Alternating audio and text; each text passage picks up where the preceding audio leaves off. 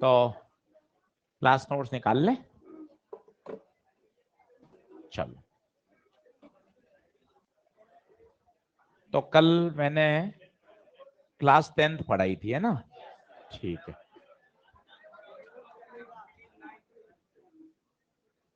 लिखें, हेडिंग डालिए,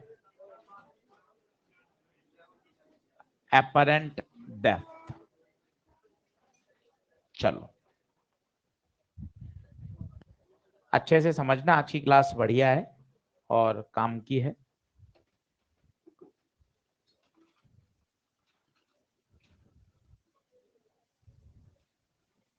चलो, आप बिल्कुल आपस में बातचीत बंद करें, बोर्ड पे देखें। ये भी हमने 9th क्लास में पढ़ा है कि पानी के टंकी में जब सिक्का डाल देते हैं तो जब बाहर से देखते हैं तो सिक्का हल्का सा ऊपर उठा हुआ दिखाई देता है। द लॉजिक बिहाइंड दिस के जो ऑब्जेक्ट है, जो सिक्का है, वो तो है पानी में, पर हम देखने वाले कहाँ हैं? हवा में। Due to change in medium there will be an optical illusion, जिसे बोलते हैं आंखों का धोखा। आप हैरान करोगे, अगर हम पूरा टंकी के अंदर चला जाएं, पूरा पानी में ही पूरी अपनी आंखें इमर्ज कर लें, तो हमें जहां कॉइन है वहीं दिखेगा। कारण क्या है? कॉइन भी पानी में, आंखें भी पानी में, ऑब्जेक्ट वहीं दिखेगा। आप घर पे प्रैक्टिकल कर सकते हैं, बहुत बेसिक सा है। ग्लास में पानी भर के कॉइन डाल दीजिए, जब आप बाहर से देखेंगे तो आपको जो उसकी गहराई है वो कम दिखेगी। ऐसा लगेगा यार सिक्का तो ज्यादा नीचे है, पर दिख कहाँ रहा है? ऊपर। This is called apparent depth. जितनी उसकी डेप्थ है उतनी दिखाई नहीं दे रही है। That's why the topic name is apparent depth, आभासी गहराई, जो उसकी वास्तविक गहराई है उससे कम दिखाई दे रही है। कारण क्या है? अगर थ्योरेटिकल कारण पूछे तो कारण है रिफ्रैक्शन। कारण क्या है इस फिनोमिना का? और सरल भाषा में बोले, कॉइन है पानी में, ऑब्जर्वर है हवा में, दोनों का मीडियम अलग अलग है, इसलिए आपको कॉइन नहीं, कॉइन की क्या दिखाई देती है? इमेज। क्या ये बेसिक फंडा समझ में आ रहा है? अब मैं इसका रे डायग्राम समझाता हूं, इसके फॉर्मूले बताता हूं, फिर न्यूमेरिकल करेंगे। तो आराम से पहले आप समझिए, उसके बाद में रे डायग्राम बनाइएगा। बहुत एकदम मन से कंसेप्चुअल देखिए। पूरे ऑप्टिक्स में 10 कॉन्सेप्ट भी नहीं है जो समझने वाले हैं, 10 भी नहीं है। अगर आपने वो 10 बातें बढ़िया समझ ली, आपको पूरे टॉपिक, पूरे सवाल बहुत आराम से बनेंगे।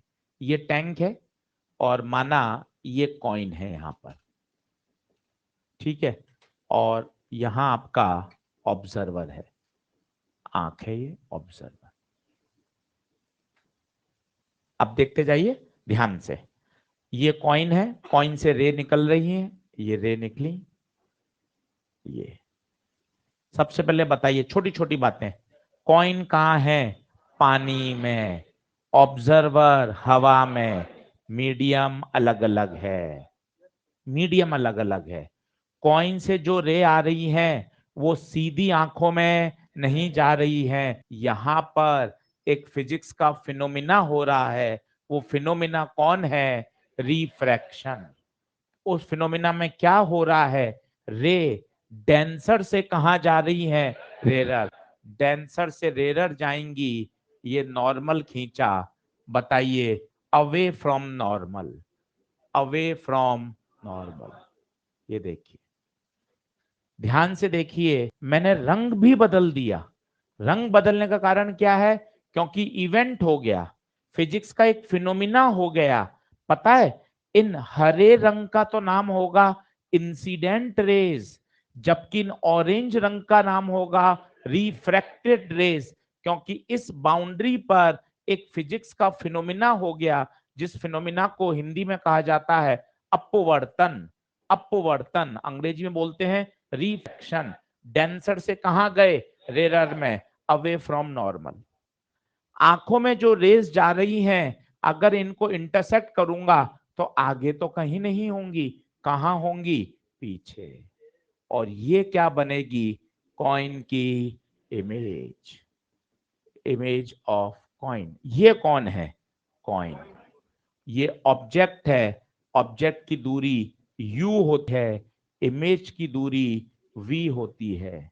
याद करिए, 10th क्लास से पढ़ रहे हैं, ऑब्जेक्ट हमेशा u, इमेज हमेशा v।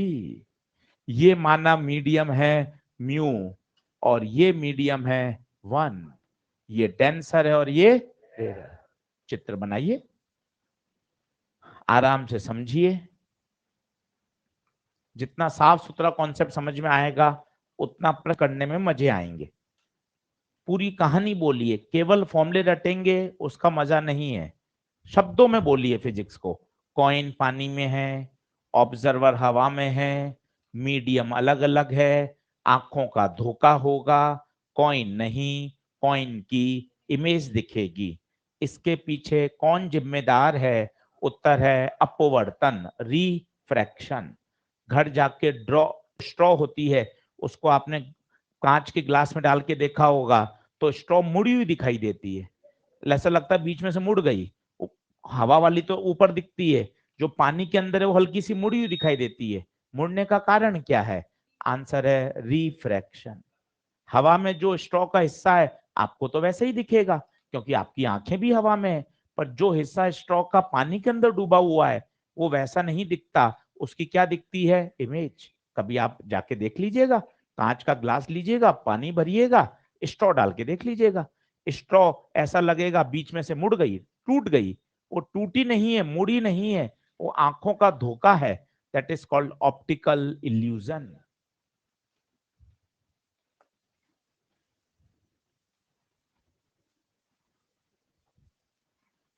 तीर का निशान जरूर बनाएं। मुझे पता है चित्र बनाने को नहीं आए, फिर भी क्यों? क्योंकि मुझे ये भी पता है कुछ आगे जाके ऐसे सवाल आने वाले हैं जो डायग्राम की अंडरस्टैंडिंग से ही सॉल्व होंगे, इसलिए आपकी अंडरस्टैंडिंग बढ़िया होनी चाहिए। तीर का निशान, डेंसर से रेयर जा रहे हैं तो नॉर्मल से अवे। रंग बदला, रंग रंग बदलने के पीछे भी विज्ञान है। इन हरे रंग का नाम है इंसिडेंट रेज। यहां पर फिजिक्स का इवेंट हो गया, इवेंट होने के बाद उन रेस का नाम बदल गया भाई। उनका नाम क्या हो गया? Refracted rays. नीचे इंसिडेंट, ऊपर रिफ्रैक्टेड। बोलिए, क्लियर है? चलिए, अब इसका जो स्टैंडर्ड फॉर्मूला है अपरेंट डेप्थ का, वो है v बाय यू बराबर mu two by mu one. ये स्टैंडर्ड फॉर्म है। v बाय यू बराबर mu two by mu one. Derivation हर स्टैंडर्ड बुक में है, एनसीईआरटी में, 12th की रिफ्रेशर बुक जो आती हैं, पर कुछ इसमें ऐसा खास नहीं है, इसलिए डेरिवेशन नहीं करा रहा हूं, सीधा रिजल्ट याद करना है। v बाय यू बराबर mu two by mu one. Mu two कौन है? ये अगले 10 दिन चलेगा। म्यू टू का नाम बड़ा जबरदस्त है। रिफ्रैक्शन होने के बाद, रिफ्रैक्शन होने के बाद लाइट जिस मीडियम में गई, लाइट जिस मीडियम में गई उसका रिफ्रैक्टिव इंडेक्स।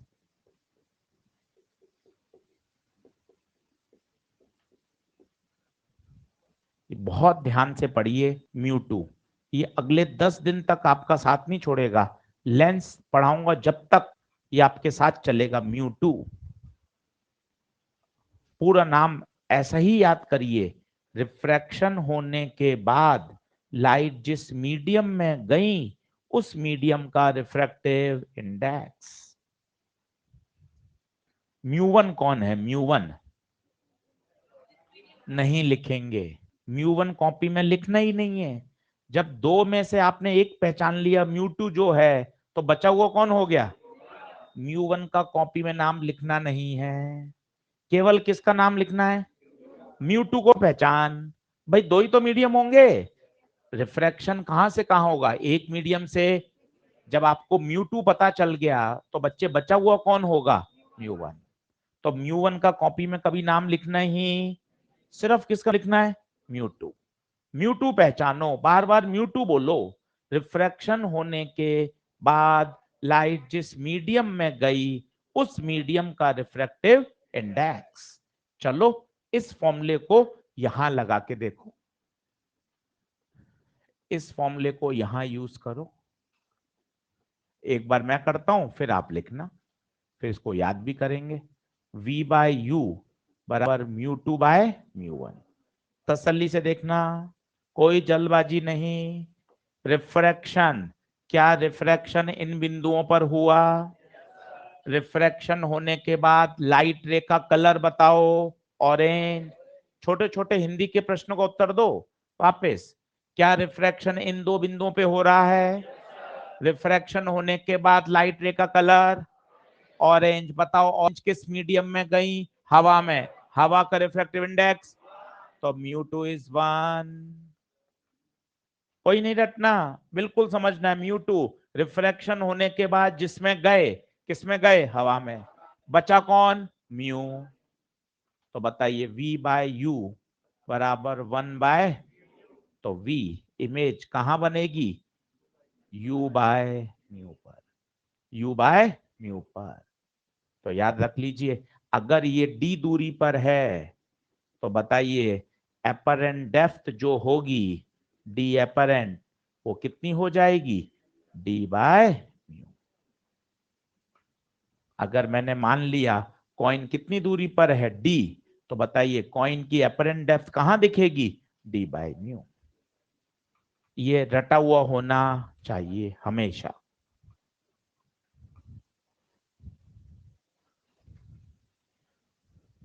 आराम से तसल्ली से इसको 5 मिनट दो, दिमाग में बैठाओ। अगर कॉइन डी गहराई पर होगा तो दिखेगा कहां? डी बाय म्यू पर।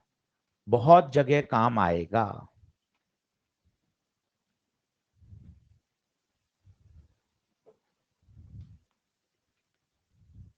तसल्ली से देख लीजिए।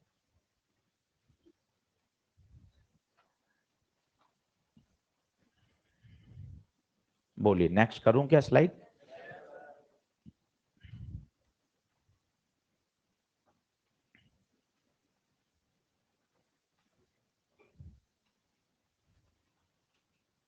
चले आगे?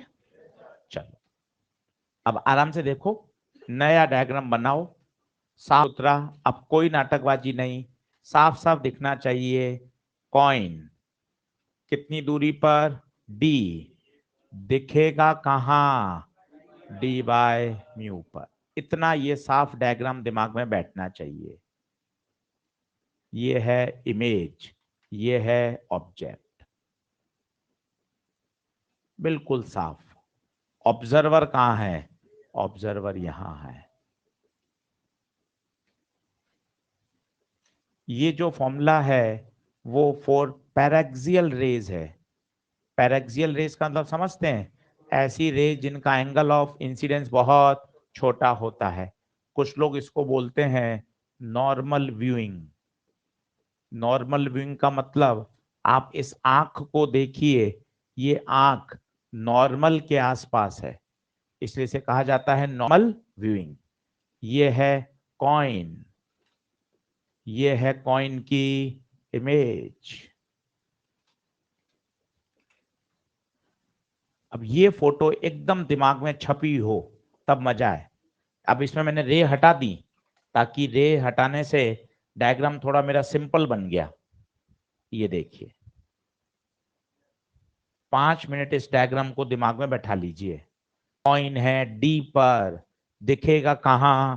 डी बाय म्यू पर। 10 सवाल में काम आएगा, 10 बार लग जाएगा। इसलिए एकदम इसको दिमाग में एकदम बढ़िया से सेटल कर लीजिए। कोई जल्दबाजी नहीं, पूरा सेंटेंस के साथ। कॉइन पानी में है, डी गहराई पर है, हम उसको हवा से देख रहे हैं, हमें कॉइन नहीं, कॉइन की इमेज दिखेगी। कारण है रिफ्रैक्शन, तभी टॉपिक का नाम है एपरेंट डेप्थ। वास्तविक गहराई डी, दिख कितनी रही है? D by mu. घर जाके करके देख लीजिए। ग्लास लीजिए, कटोरी लीजिए, कटोरी में पानी भर दीजिए, कॉइन डाल दीजिए, आपको लगेगा यार कॉइन ऊपर दिखाई दे रहा है। जो उसकी गहराई है वो गहराई कम नजर आ रही है, और इसका कारण क्या है? रिफ्रैक्शन, मीडियम का चेंज होना, आंखों का धोखा। बोलिए क्या क्लियर है? अब इस पे मैं 3-4 तरह के प्रोफाइल कराने वाला हूं जो नीट के लिए इंपॉर्टेंट है, देख लो आप। बिल्कुल तसल्ली से दिमाग बैठ जाना चाहिए डायग्राम के साथ सेटल।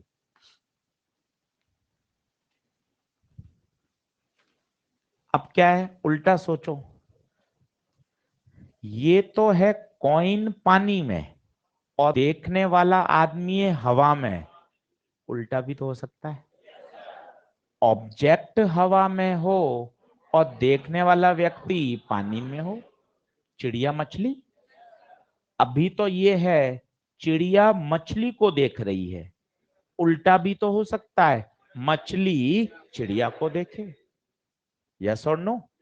वो भी करेंगे 2 मिनट बाद, आधा घंटे बाद। पहले आप इसको समझ लें, क्या आगे बढ़े? चलिए प्रोफाइल 1 लिखिए। Profile 1, microscope problem. ये 2 बार नीट में आई हुई है, माइक्रोस्कोप प्रॉब्लम। इसी डायग्राम में 3 बातें लिखो, इसी के जहां डायग्राम बनाया है। एक्चुअल गहराई, एपरेंट गहराई और शिफ्ट। चलो कोशिश करो, बोलो आराम से। कॉइन की वास्तविक गहराई, बिंदास एकदम खुश मन से पढ़ो। स्पीड बहुत आराम से बढ़ा लेंगे कभी भी, समय पर्याप्त है, कहीं दिक्कत नहीं है। पर पहले 4-5 लेक्चर अगर फंडामेंटल समझ में आ जाएंगे ना भाई, तो करने में मजे आएंगे। एकदम साफ सुथरा, कॉइन की एक्चुअल गहराई डी, बोलो के है। कॉइन की एपरेंट गहराई डी बाय म्यू। शिफ्ट, कितना शिफ्ट नजर आ रहा है, ये देखिए इतना ऊपर नजर आ रहा है, इसे बोलते हैं shift, D minus D by mu. Shift, ये तीनों बातें दिमाग में बैठाइए। एक्चुअल गहराई, एपरेंट गहराई, शिफ्ट। उसी डायग्राम के पास लिख लें।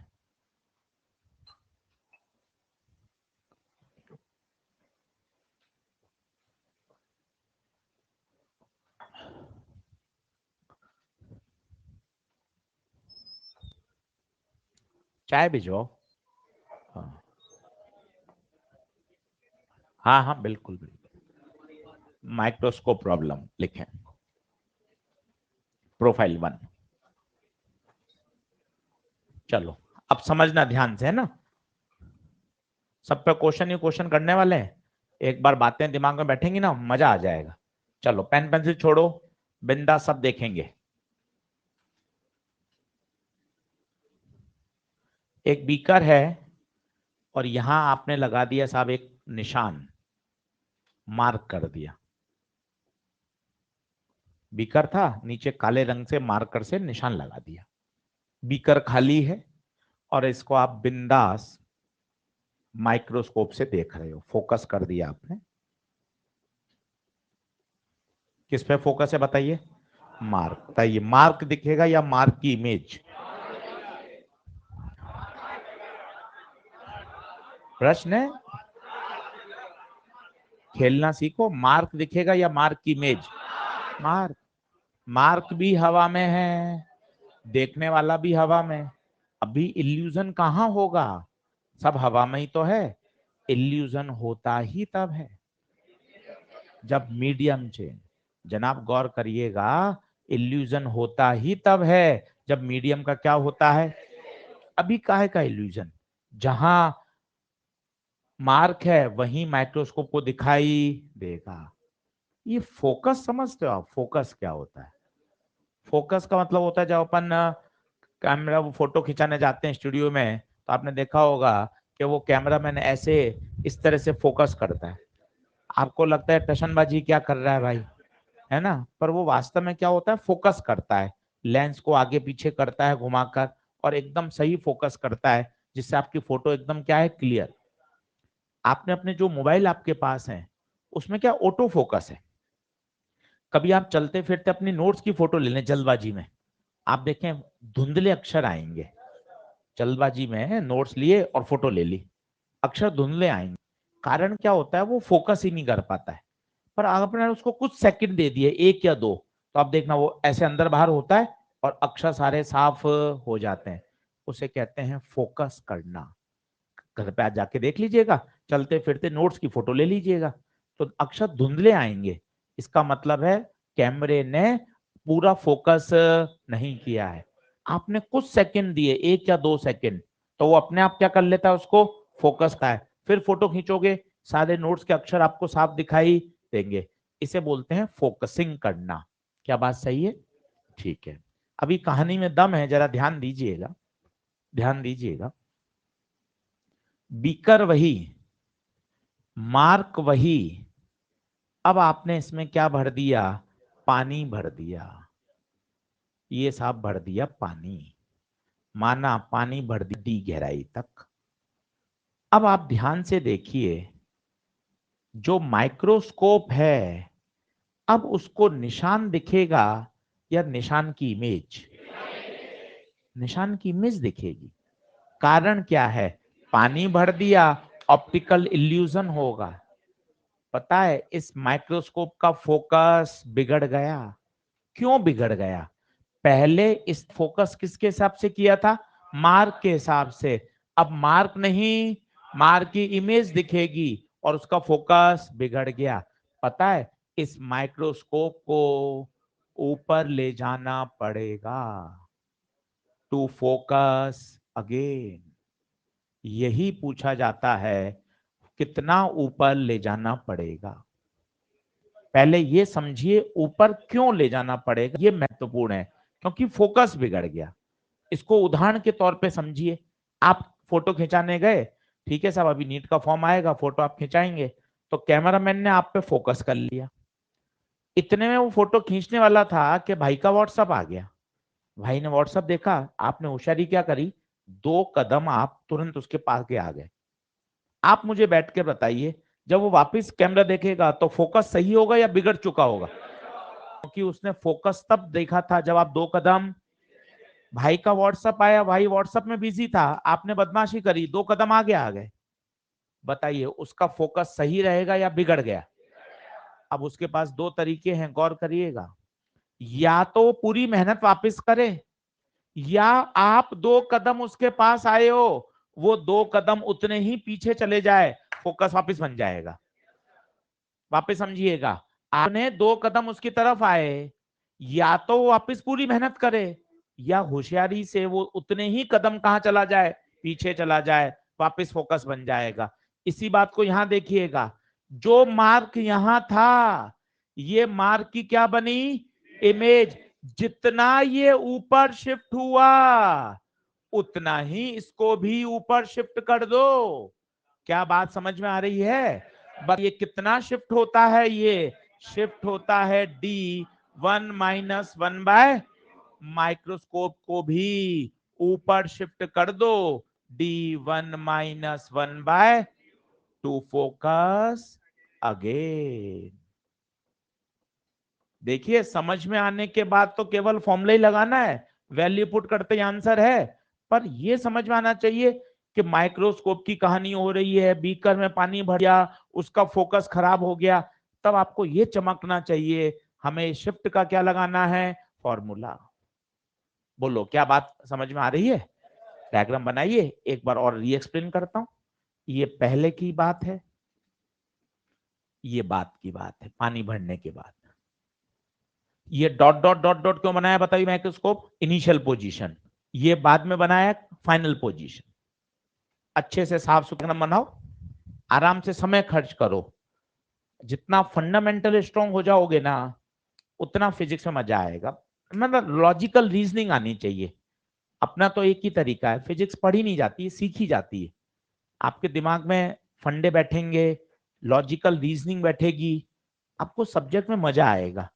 वो ना रटने वाला नहीं बनेगा कि भाई चलो रट लो, रटने के लिए तो पूरा एक सब्जेक्ट अलग ही बना रखा है ना भाई। तो आप जितने भी मन के जो है ना अरमान, वो वहां पूरे दिखाया करो।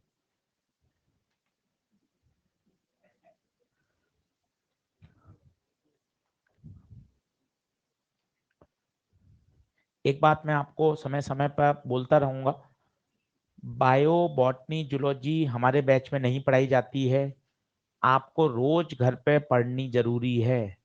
हमने इतने साल पढ़ाए हैं, पहले भी जहाँ पढ़ते थे वहां भी एक अल्फा नाम का बैच चलता था, वहां पे भी केवल फिजिक्स केमिस्ट्री पढ़ाते थे। तो हमने बच्चों को देखा है, सिर्फ लापरवाही से काफी अच्छे बच्चे बायो में लैग हो जाते हैं।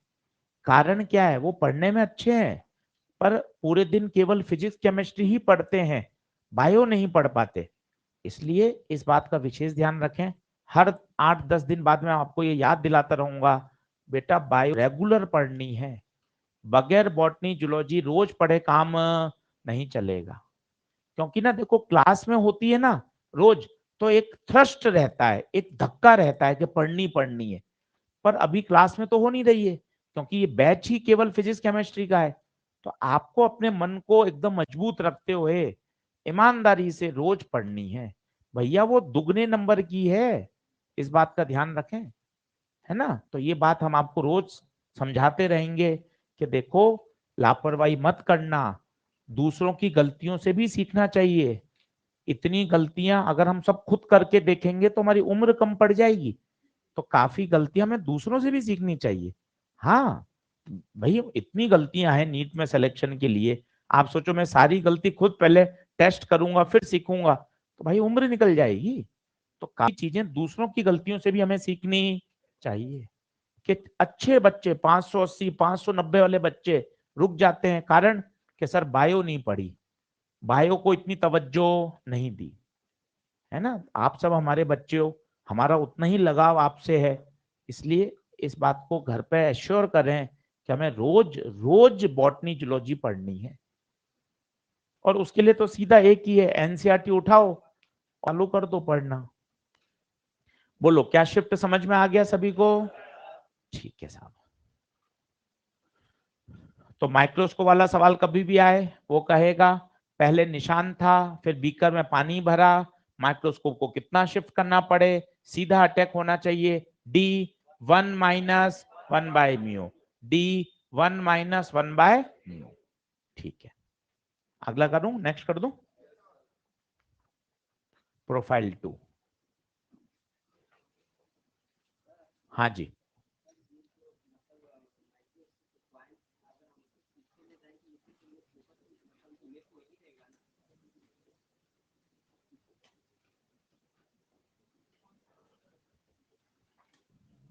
हाँ बालक बोल।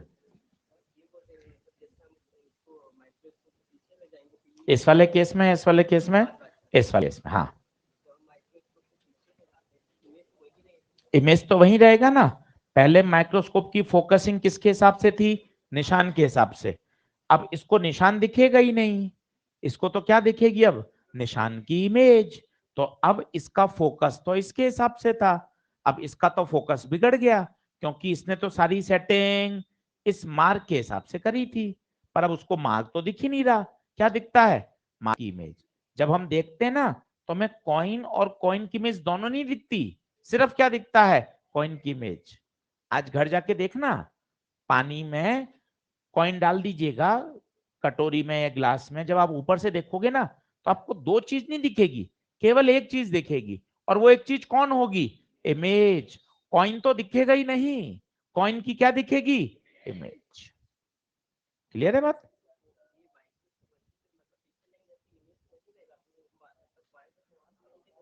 नहीं नहीं, समझना बेटा, धीरे धीरे समझ। इस माइक्रोस्कोप की फोकस किस पे था, मार्क पे। वो आदमी खड़ा था, ये कैमरा मैन था, आदमी ने उस कैमरे मैन के हिसाब से, उस आदमी के हिसाब से अपनी कैमरे को क्या कर लिया, एडजस्ट। अब बीच में आपने पानी भर दिया, पानी भरने से क्या हुआ, अब मुझे वो व्यक्ति नहीं दिख रहा, व्यक्ति की क्या दिख रही है, इमेज।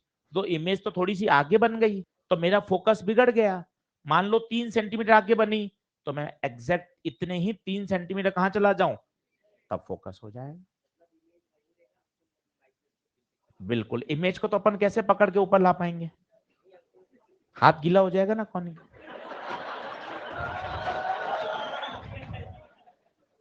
चलिए, लिखे हैं, डालिए, air bubble trapped in glass lab.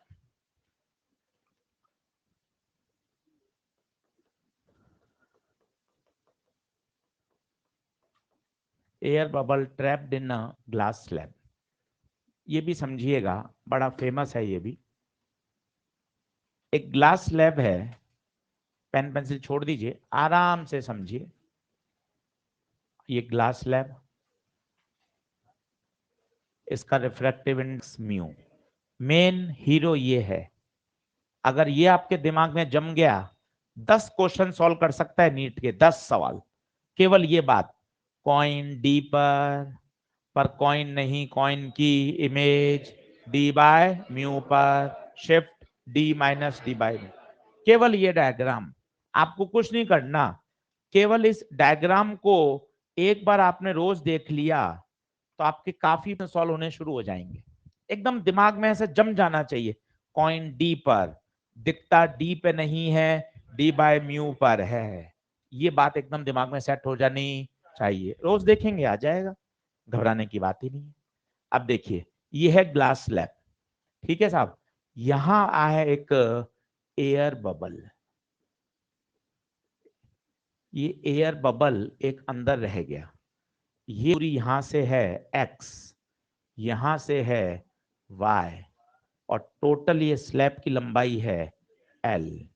तो पहला समीकरण बता दीजिए, क्या x प्लस वाई बराबर l होगा? आराम से देख लीजिए, ये तो गणित है 8वीं कक्षा की। x प्लस वाई क्या होगा? l। अब आराम से देखना, जल्दबाजी नहीं। ये है साहब ऑब्जर्वर, ये ऑब्जर्वर, ये ऑब्जर्वर की आंख, ठीक है। ये हवा से देख रहा है, ये है बबल, ये है आपका ऑब्जेक्ट। समय जितना आप लगाओगे, जितना बेसिक पढ़ लोगे, उतना तैयार हो जाएगा। इस आदमी को बबल नहीं दिखेगी, बबल की इमेज दिखेगी। कारण पूछे क्यों? बढ़िया हिंदी में कारण, बबल कांच में है, देखने वाला व्यक्ति हवा में है। बोलना सीखिए। गला अटक क्यों जाता है? आप गप्पे मारते हो, गला अटकता नहीं है कि सर 3 घंटे का टाइमर लगा दो सर, 3 घंटे में गला नहीं अटकेगा सर, इतनी बातें हैं सर। और फिजिक्स में बोलते ही sir medium illusion sir image. आप देखो ये विडम्बना, कितनी बड़ी विडम्बना है। और कब से फिजिक्स पढ़ रहे हैं यार, आधे घंटे नॉन स्टॉप फिजिक्स नहीं बोल सकते। आप बातें करवा लो साहब, सर गला अटक जाए 500 रुपए लगा देना फाइन, गला नहीं अटकेगा सर। लगातार नॉन स्टॉप बातें। और फिजिक्स तो आपसे कहें बेटा 20 सेंटेंस बोलने बढ़िया फिजिक्स के, सर घर जाऊंगा सर, आज भूख लग रही है सर। ये क्यों ऐसा व्यवहार है? व्यवहार ऐसा होना चाहिए, अरे सर आप बोलो, उस बारे में बात कर लेंगे।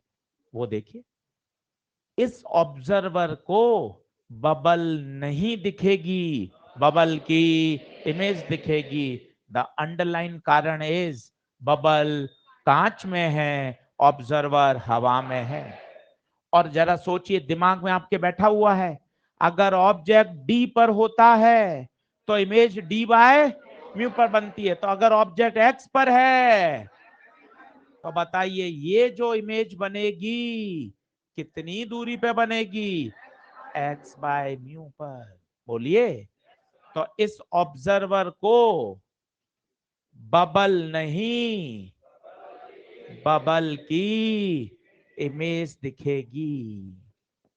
और बताइए कहां, कहां, कहां? एक्स बाय म्यू पर। बोलिए। सरफेस पी क्यू से देख रहा था ये, बिंदास देखिए, एकदम डायग्राम दिमाग में सेट होना चाहिए। ऑब्जेक्ट की वास्तविक दूरी एक्स, ऑब्जेक्ट नहीं इमेज दिखेगी। ये रहा ना, ये फोटो अगर दिमाग में जम गया चलते फिरते, ऐसे मजा आने लग जाएगा। कॉइन कितने पर? डी पर। दिखता कहां है? इसमें देखिए बबल एक्स पर, दिखेगी कहां? एक्स बाय व्यू पर। ऑब्जर्वर को बबल नहीं, बबल की इमेज कहां? एक्स वाई में। अब आ गया वो दूसरी तरफ, दूसरी तरफ से देख रहे हैं। चलो कोशिश करना शब्दों को बोलने की। वास्तव में बबल कहां पर है? वाई पर। ये तो है ऑब्जेक्ट। पर उसको बबल नहीं, बबल की इमेज दिखेगी। पूरा वाक्य, अगर कॉइन डी पर होता है, ध्यान दीजिएगा ध्यान दीजिएगा, अगर कॉइन डी पर होता है तो दिखता कहां है, और बालक अगर बबल वाई पर है तो दिखेगी कहां, वाई बाय म्यू पर। तो इसकी जो इमेज बनेगी, जो इमेज बनेगी I2, बताइए कितनी दूरी पर, वाई बाय। तो ऑब्जर्वर को इमेज कहां दिखेगी, वाई बाय म्यू। बोलो, बना लीजिए।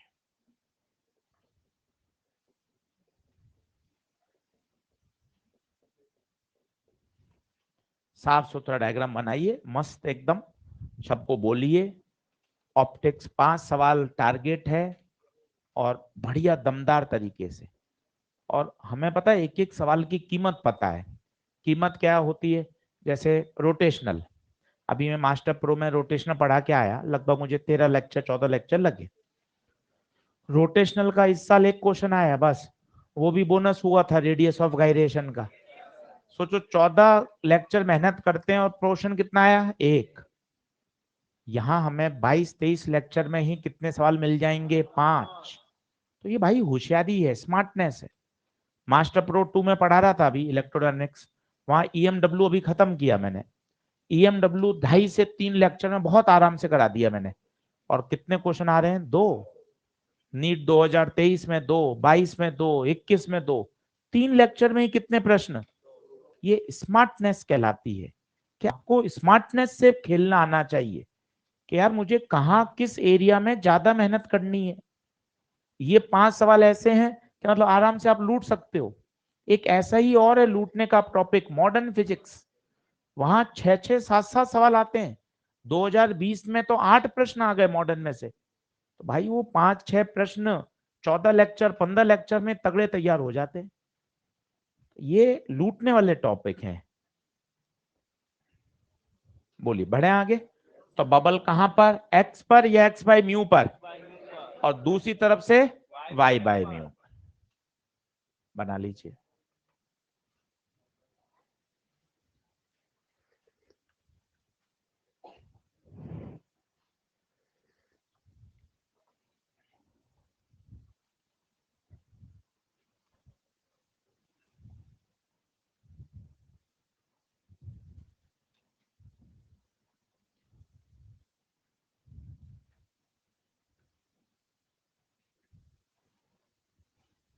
बढ़े आगे। कोई मन में डाउट आ रहा हो बिंदास आप पूछ लें, कोई समस्या नहीं, मैं आपके हर प्रश्न का जवाब दे दूंगा।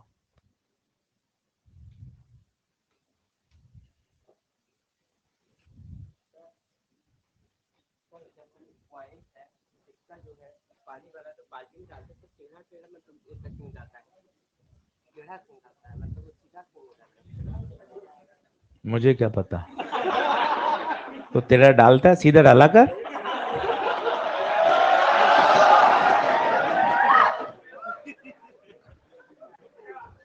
कोशिश कर।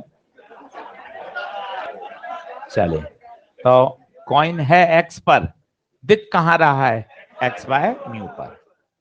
कारण क्या है बताइए, रिफ्रैक्शन। बढ़े आगे। चलिए, अब दो बातें समझना, एक क्वेश्चन करके देखते हैं।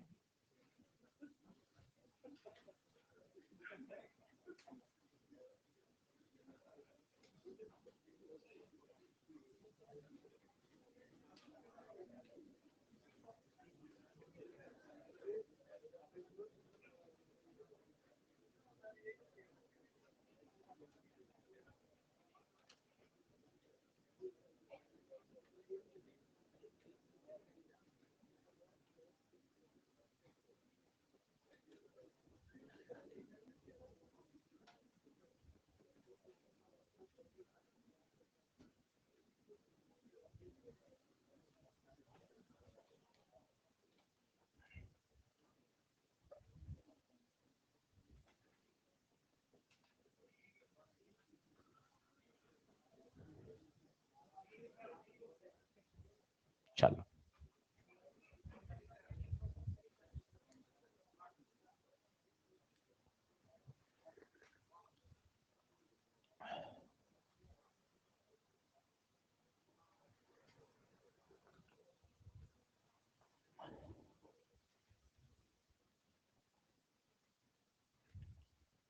अब कहीं मत घबराइए, बहुत आराम से। वो जो डायग्राम है ना, मैं आपको कह रहा हूं ना, कितने ही प्रश्न हल कर देगा। बस आपको बहुत वो तरीके से समझ में आना चाहिए।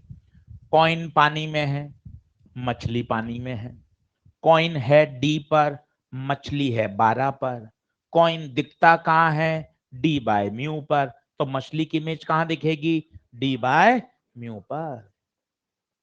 वो अपन को आना चाहिए।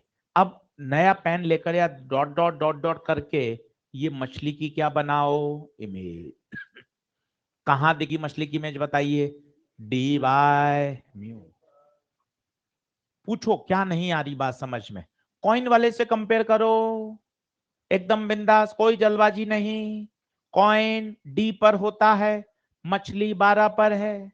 कॉइन दिखता डी बाय म्यू पर है। तो बताओ मछली की इमेज, मछली की इमेज कहां दिखेगी? D by mu. D 12 mu 4/3, 3/4 into 12, 4×3 = 12, 9 metre पर मछली की इमेज दिखेगी। पर हमसे पूछा क्या है? पूछा क्या है? Distance between fish and its image. Distance between fish and its image बताइए। 12 माइनस 9, 3। आप शिफ्ट का भी फॉर्मूला लगा सकते थे, कोई टेंशन नहीं है।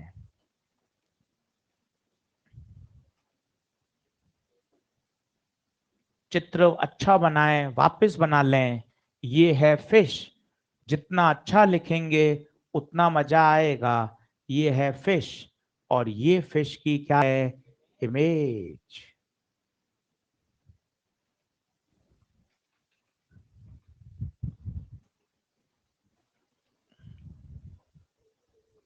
बोलिए।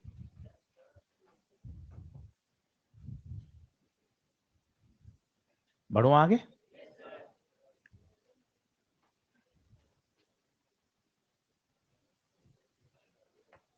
आगे बैठना है?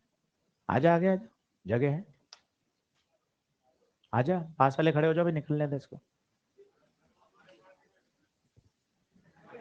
सही है, चलो बढ़ो आगे। ठीक है, अब इसी सवाल को हल्का सा और मॉडिफाई करते हैं, ठीक है? उत्तर समझ में आ गया सबको? 3। चलो वापस देखें, इसी सवाल को थोड़ा सा और चेंज कर।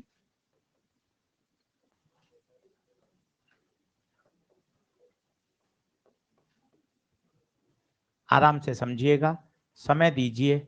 जितना बढ़िया समझ लेंगे ना, उतना चैप्टर आसान होता जाएगा। क्वेश्चन ही क्वेश्चन आने वाले हैं अभी। कल परसों केवल क्वेश्चन आएंगे पूरे लेक्चर में। उसके लिए अपन अभी तैयारी कर रहे हैं। एक बार अपने कॉन्सेप्ट क्लियर हो जाए, फिर सवाल में मजा आएगा।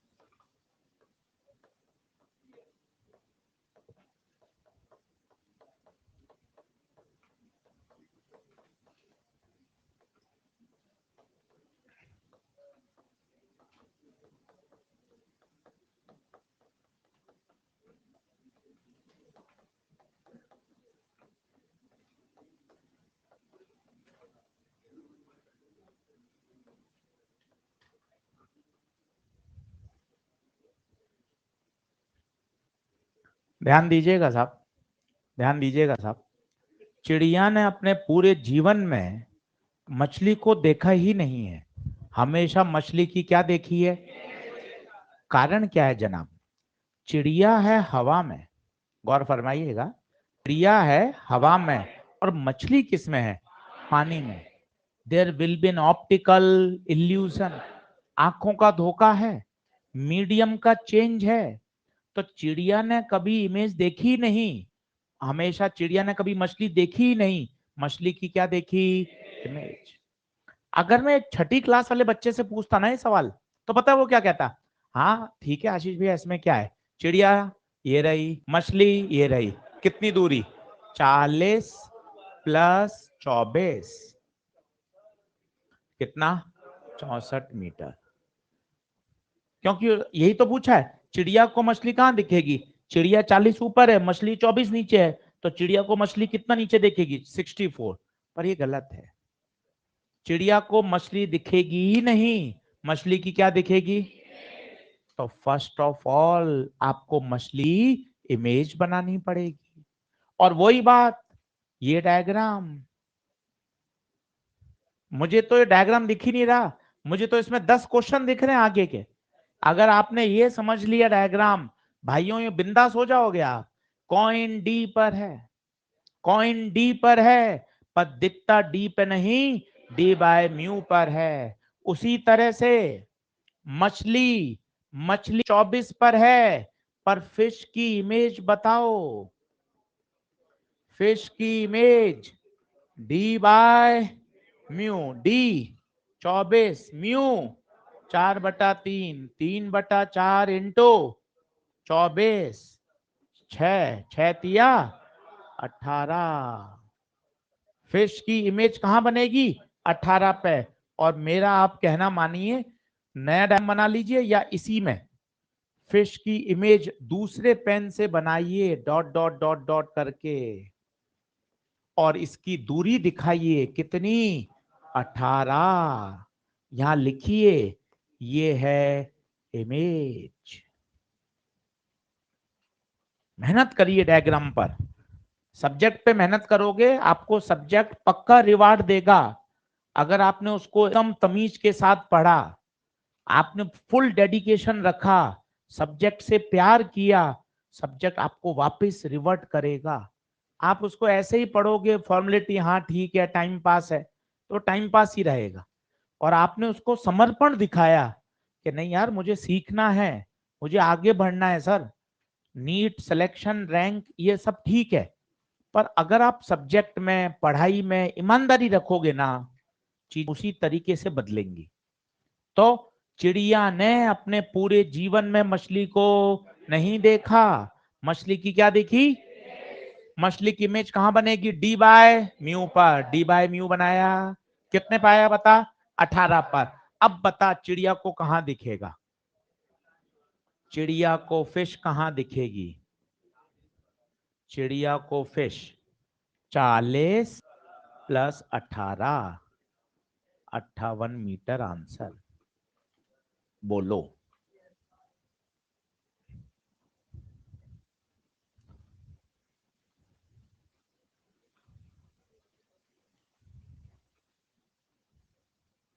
बढ़े आगे।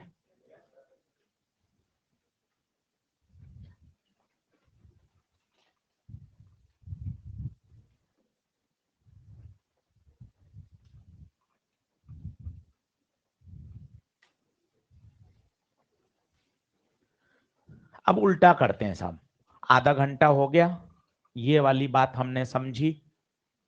इस वाले चित्र में क्या था, आइए इस पर फिर से आते हैं।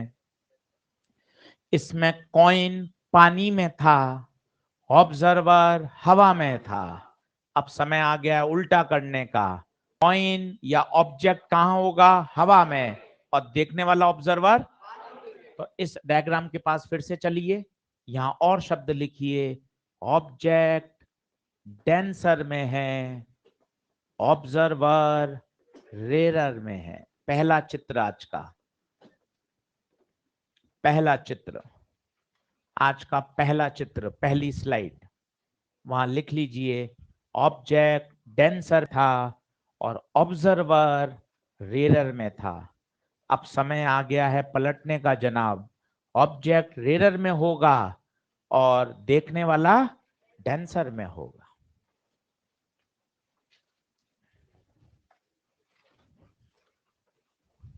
बोलिए, सबसे पहला चित्र, सबसे पहला चित्र आज की स्लाइड नंबर 1।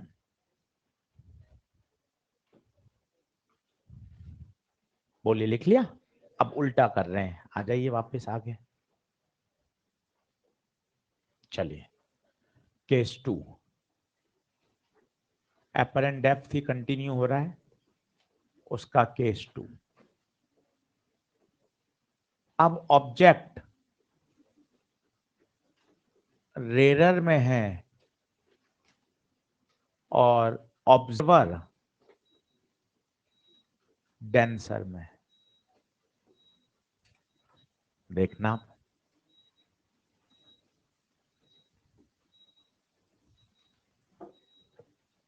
अब आप देखना, फॉर्मूला, रे डायग्राम सब एक दूसरे की मदद करेंगे। सभी लोग एक बार बोर्ड पे समझ लें, बाद में बना लीजिएगा।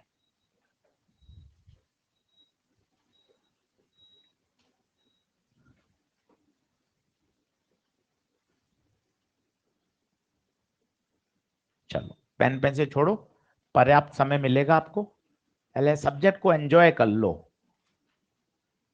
दिमाग में चीजें बैठेंगी तो क्या पढ़ने का, घर जाके क्वेश्चंस करने का मन करेगा।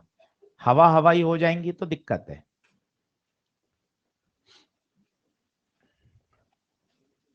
चलो, पहले बोल लो कि मैं आपको बोलूं भाई इस चित्र पर निबंध लिखिए, तो अपन निबंध लिख सकें। पहले बोल लो, क्या बोल सकते हो बताओ। जो ऑब्जेक्ट है वो हवा में है, देखो आप बिंदास। जो ऑब्जर्वर है वो कहाँ है? पानी में। इस ऑब्जर्वर को ओ नहीं दिखेगा। आपको क्या आंखें खराब हैं क्या ऑब्जर्वर की? नहीं, आंखें नहीं खराब हैं जनाब, मीडियम चेंज है। मीडियम चेंज है, ऑब्जेक्ट अलग है और ऑब्जर्वर अलग है। अगर यही ऑब्जर्वर यहां होता ना, तो उसको जहां ओ है वहीं दिखता। मुझे जहां पंखा है वहीं दिख रहा है, जहां ग्लास है वहीं दिख रहा है, क्योंकि हम दोनों किस में हैं? हवा में हैं। अगर बीच में पानी डाल देते या एक ग्लास मोटी स्लैब डाल देते, तो फिर हमें क्या दिखाई देता? इल्यूजन। आप कह सकते हो सर ये चश्मा भी तो पहन रखा है, ये भी तो ग्लास है।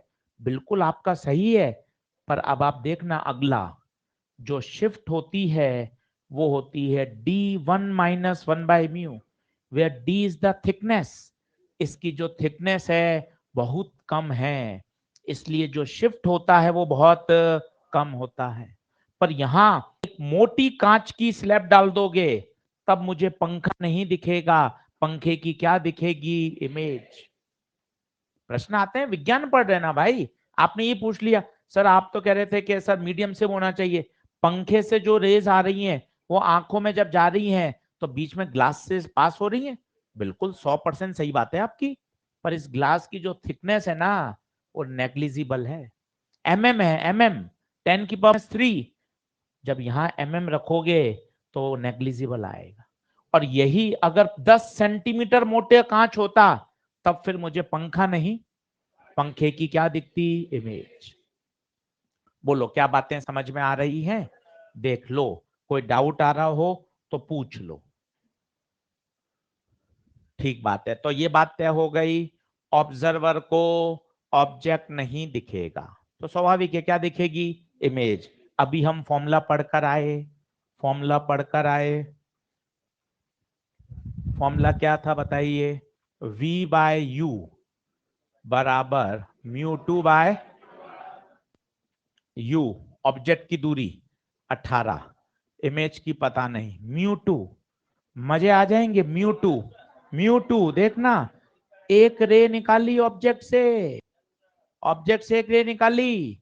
ध्यान दें, कलर चेंज किया, कलर चेंज किया, रेरर से डेंसर, टूवर्ड्स या अवे? टूवर्ड्स। μ2 का नाम बोलेंगे, रिफ्रैक्शन होने के बाद लाइट जिस मीडियम में गई उस मीडियम का रिफ्रैक्टिव इंडेक्स।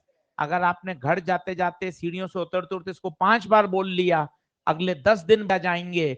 म्यू2 का नाम रिफ्रैक्शन होने के बाद लाइट जिस मीडियम में गई, बताइए क्या यहां पर रिफ्रैक्शन हुआ? कहां गई? पानी में। नीले रंग का क्यों कलर बदला? रिफ्रैक्शन हो गया, पानी में गई। पानी का म्यू 4/3, जो बच गया 1। म्यू1 का कोई नाम नहीं बोलेगा, जो बच गया वो म्यू1।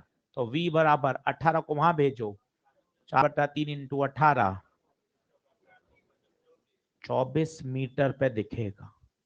ये क्या, ये क्या था? 18 पे दिख कहां रहा है? मतलब और दूर दिखेगा। कॉइन तो पास दिखता था, पर हवा में अगर ऑब्जेक्ट होगा तो और दूर दिखेगा, और दूर दिखेगा।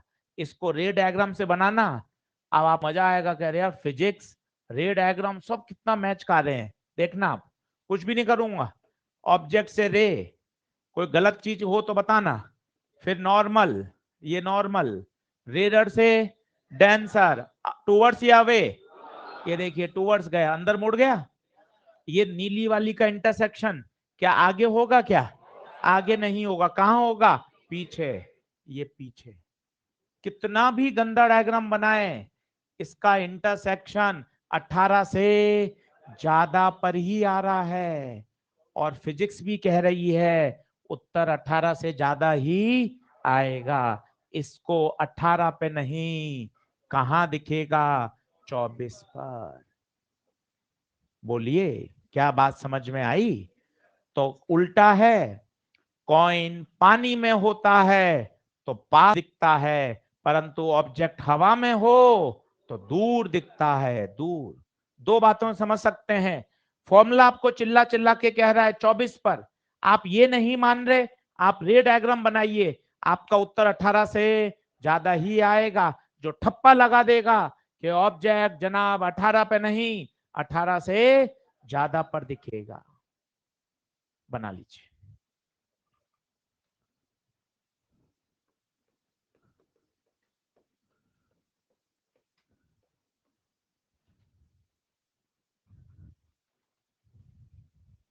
तसल्ली से बनाइए।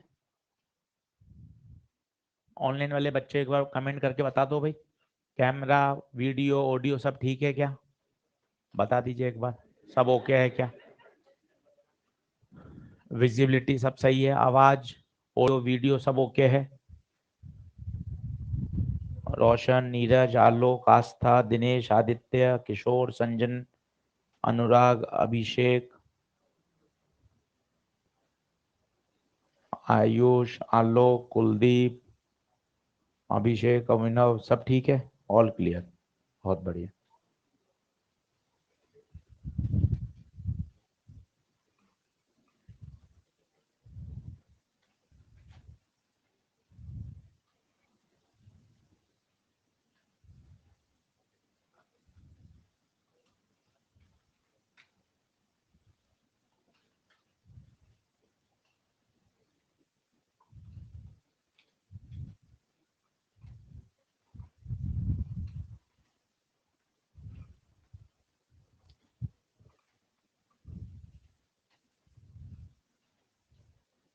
मिटाऊं?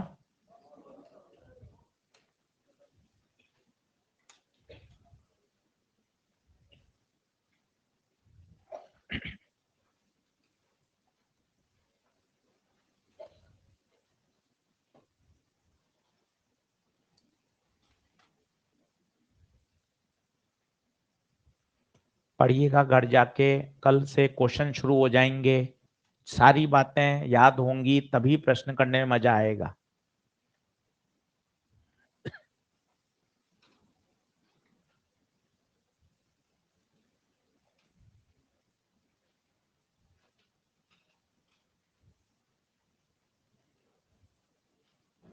बढ़े? हाँ,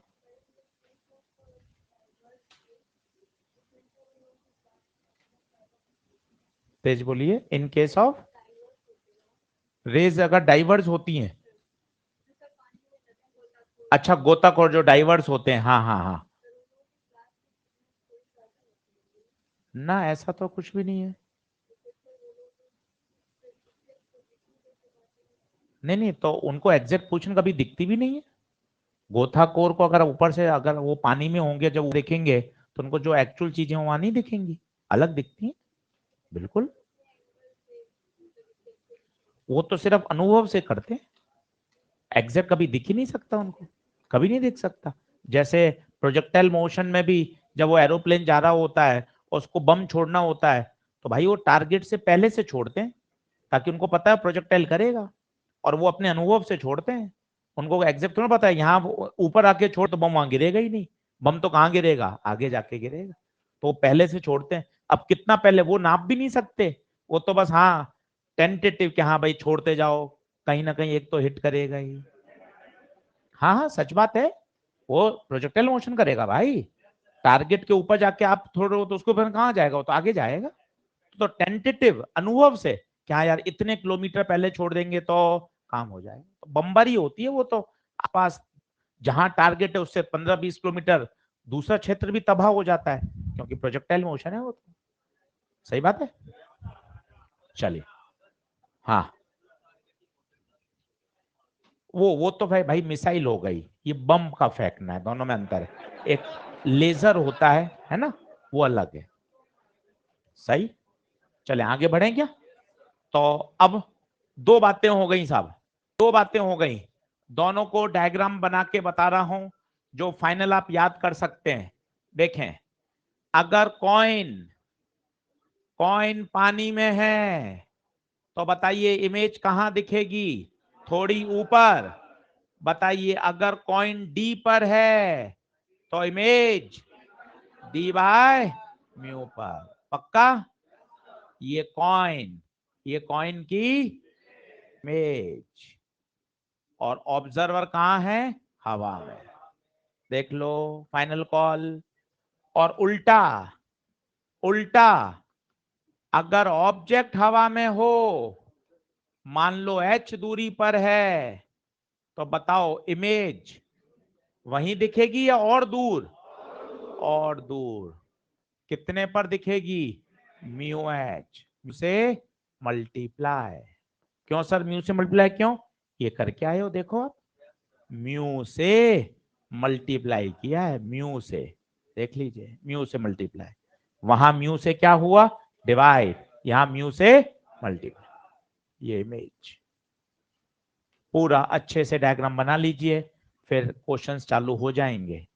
पूरा डायग्राम, पूरी बातें लिखिए। यहां ऑब्जेक्ट डेंसर में है, 90% तो केस वन ही काम आता है। ऑब्जेक्ट डेंसर में है, ऑब्जर्वर हवा में है। यहां ऑब्जेक्ट रेरर में है, जबकि ऑब्जर्वर पानी में है। दोनों डायग्राम बना लीजिए, पूरा मार्किंग कर लीजिए। एच पर है दिखेगा म्यू एच पर, ये डी पर है दिखेगा डी बाय म्यू।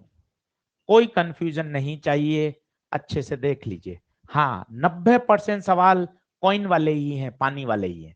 तो पानी वाला तो चलते फिरते याद करो, डी पे होता है, दिखता डी बाय म्यू पर है। हवा वाला भी याद हो जाएगा, है एच पर, दिखेगा कहां, म्यू एच पर।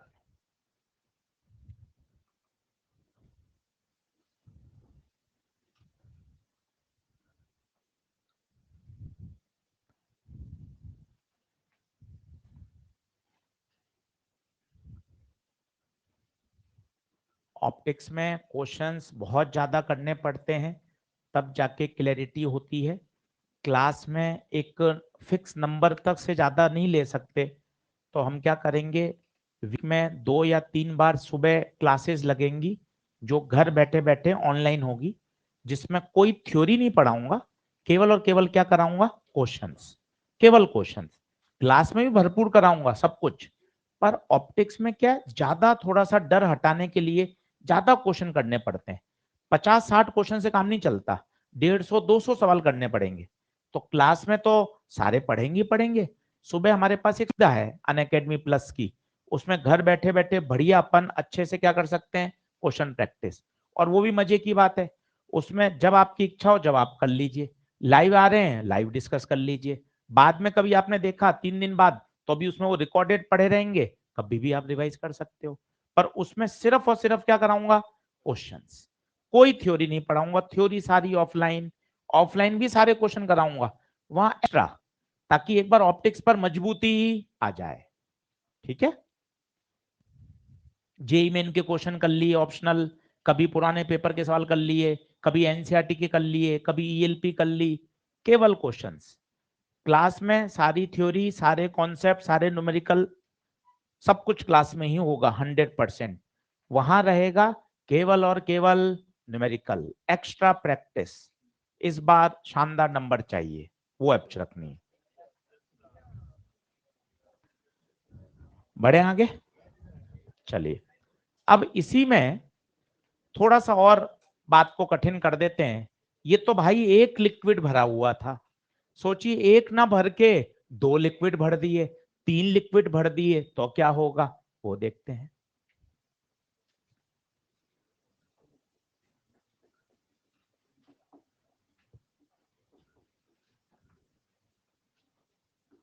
दो लिक्विड भर दिए, D1 D2, अपनी है आधा आधा घंटे के हो गए क्या आज पीरियड,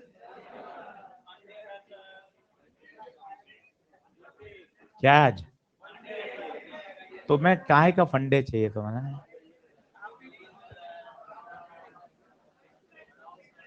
स्ट्रेस बस्टर। चलो चले चले, बहुत बढ़िया, बहुत शानदार, बहुत मजा आया। जल्दी से देखें, एक बीकर है जिसमें कितने लिक्विड भरे हुए हैं, 2, और यहां निशान है, ये रहा मार्क। अगर मैं आपसे पूछूं, बताइए साहब एपरेंट डेप्थ, एपरेंट डेप्थ पहले तो मुझे याद है कितना हुआ, बोलिए, डी बाय म्यू, रटा हुआ डी बाय म्यू, पर ये तो एक लिक्विड का है, कितने लिक्विड है, तो चलो कोशिश करो, D apparent D1/μ1 plus and so on.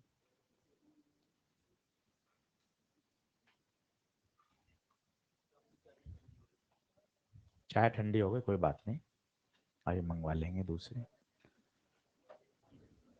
D apparent, अच्छा कोई मैं आपसे पूछे एक्चुअल डेप्थ बता दो, ईमानदारी से बताना, नौटंकी नहीं, एक्चुअल डेप्थ अच्छे से, actual depth D1 + D2, actual depth तो यही होगी।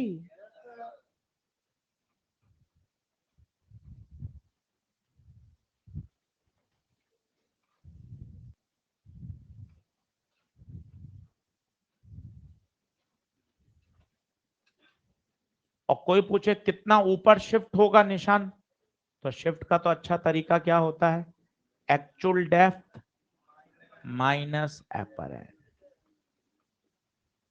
एक्चुअल में से एपरेंट घटा दोगे तो हमेशा क्या आ जाएगा, शिफ्ट।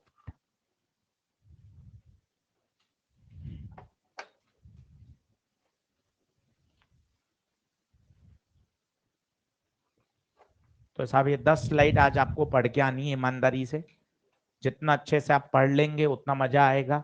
कल से TIR शुरू करूंगा, टोटल इंटरनल रिफ्लेक्शन, सवाल उस पर आता ही है, 2023 में भी आया, 22 में भी आया, बहुत पॉपुलर, बहुत आसान टॉपिक है। तो कल पहले आधा घंटा इस पे क्वेश्चन कराऊंगा, फिर उस पे TIR शुरू करेंगे। कौन क्या होता है, नहीं उसका रे ऑप्टिक्स से कोई संबंध नहीं है, हाँ निकाल सकते हैं ना, ये टोटल आएगा 2 बार, पहले वाले का इल्यूजन फिर दूसरे वाले का इल्यूजन, ये नेट है, कल आएगा इस पर क्वेश्चन। बढ़े आगे, तो कल से आगे बढ़ेंगे, कल न्यूमेरिकल सॉल्व करेंगे, और क्लास में क्वेश्चन भी पूछे जाएंगे, ये सारे के सारे जो जो समझाया है एकदम मुक्त जबानी याद होने चाहिए, जैसे वो 7वीं 8वीं में पूछते थे ना, टीचर आता था चलो भाई कल का ओरल टेस्ट, तो सारे मौखिक प्रश्न भी पूछे जाएंगे। तो जो पढ़कर आएगा वो क्लास में रहेगा, बाकी टाटा बाय बाय। सही है, इसलिए पढ़कर जरूर आए। धन्यवाद। क्लास और है, छुट्टी है? एक और है।